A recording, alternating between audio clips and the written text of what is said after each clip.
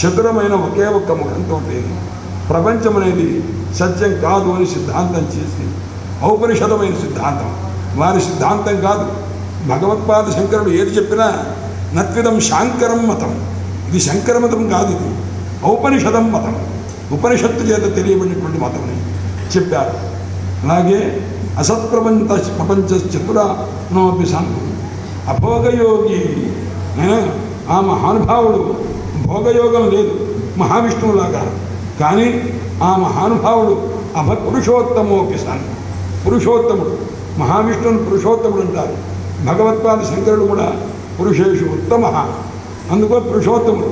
కానీ మహావిష్ణువునికి భోగయోగం ఉంది, ఈయనకి భోగయోగం లేదు.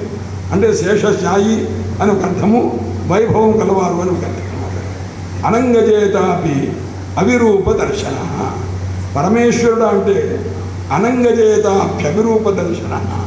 మన్మధుణ్ణి మా పరమేశ్వరుడు కోపం చేత విరూపంతో, మూడవ నేత్రంతో కోపించి దగ్ధం చేశారు. మరి భగవత్పాద శంకరుడు మన్మధుణ్ణి ఎలా జయించారయ్యా? అనంగజేత అవిరూప దర్శన, కోపంగా చూడల, ఆయన శాంతమైన స్వరూపం చేతనే ఆ మన్మధుణ్ణి జయించాక.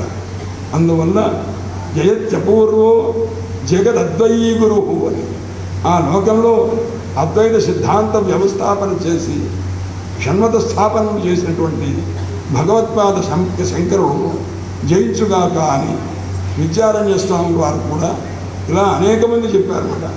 అటువంటి మహనీయమైనటువంటి పరమ పవిత్రమైన భగవత్పాద శంకరుడు ఆవిర్భవించినటువంటి మహోన్నతమైన దివసం ఇక్కడ మనం చేసుకోవడం, ఇక్కడ స్మరించడం, భగవత్పాద శంకరుల యొక్క వైభవాన్ని ఒక్కసారి గుర్తు తెచ్చుకోవడం.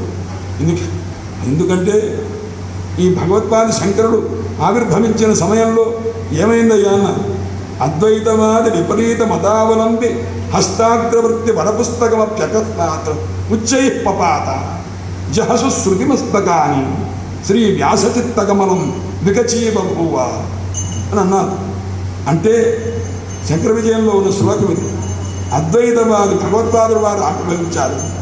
ఆవిర్భవించంగానే ఏమైందయ్యా అన్నారు, అద్వైతవాదానికి విపరీతంగా మాట్లాడే ఏ ప్రపంచం సత్యమనేటటువంటి వాడు ఎవరైతే ఉన్నారో, ఈ భేదవాదాన్ని ఎవరైతే చెప్పారో వారి యొక్క సిద్ధాంత పుస్తకాలు రాసినటువంటి వాడికి చేతుల్లో నుంచి వణికిపోయి కిందకి పడిపోయినట.